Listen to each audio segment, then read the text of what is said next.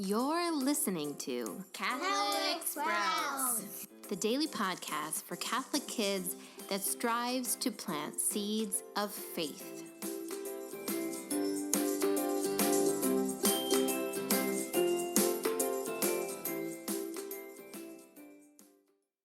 Hey there, Sprouts. Today is Thursday, January 24th, 2019. It is also the feast day of St. Francis de Sales. St. Francis de Sales lived during the Reformation period in Europe. He was a priest and a bishop, and he wrote some beautiful things that are still helping us on our prayer lives today. This week on the Catholic Sprouts podcast, we have been talking about the theological virtue of hope. With the help of St. Agnes, we were reminded that hope means placing all of our trust in God and knowing that our true home is not here on earth. Our true home is heaven. On Tuesday, we talked about how we need to remain hopeful during these hard times on earth when we might have evil things happening around us and laws that allow those things to happen. We talked about how hope means not simply being optimistic, but placing all of our trust in God, that He alone will use this for His purpose and that He has a plan to correct these evils. On Wednesday, we talked about how hope is our lifeboat, and hope connects us to heaven and connects us to those that have gone into death before us and reminds us of our need to pray for them.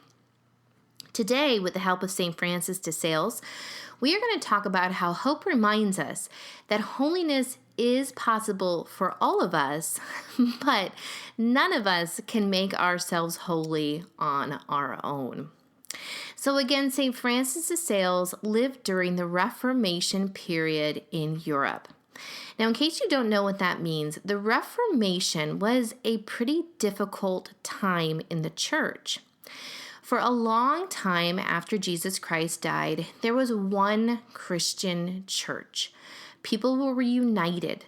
There wasn't, if you think about the city that you live in, there's probably a Catholic church, but then maybe also a Lutheran church, a Baptist church, a evangelical church. There's tons of different Christian churches and many, many more than that.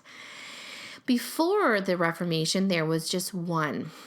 But then certain people started to disagree with the church. They started to break apart and form different Christian churches.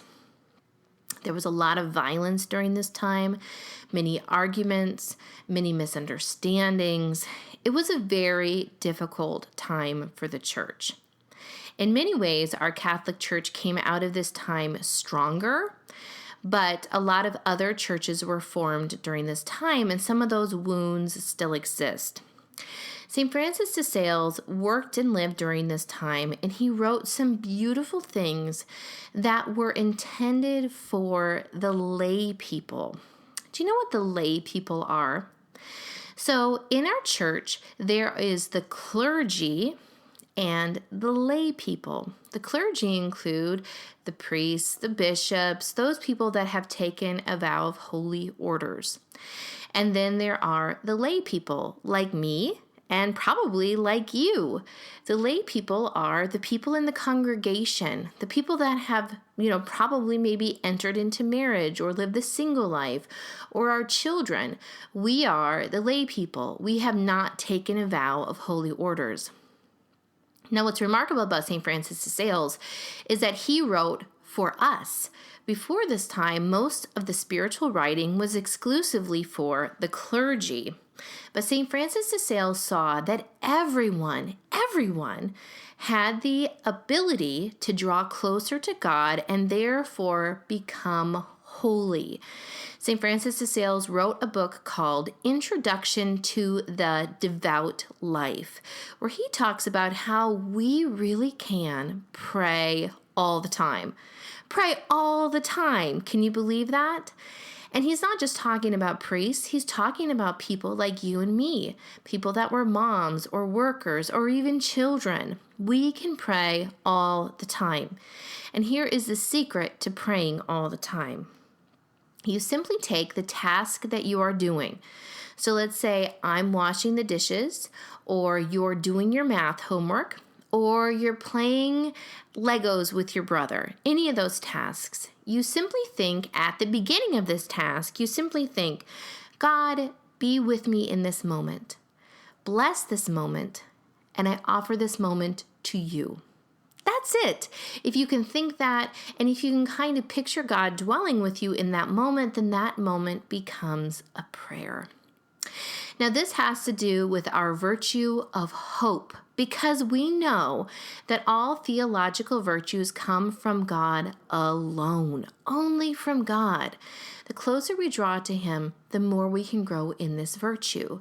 So think, if we can pray all the time, then we are going to draw very, very close to God. And so, Sprouts, here's my challenge for you today. It is a big work in progress for even adults to try to pray all the time. But I want you to do this just once today. Pick one activity, whether it's homework or playing or walking to school or whatever it is, and as you start, think, God, be with me in this moment. Bless this moment, and I offer this moment to you as a gift. That's it. And that moment, that activity will become a prayer and a beautiful gift to God. That's it for Catholic Sprouts today. We'll be back tomorrow, but until then, continue to grow in your faith and truly sprout into the beautiful creation that God intended you to be.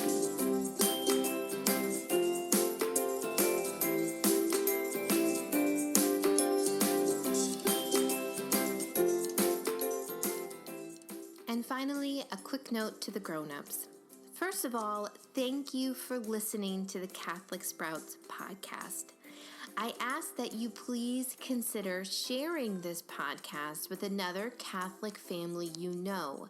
Send them an email, a text, or simply mention it the next time you see them.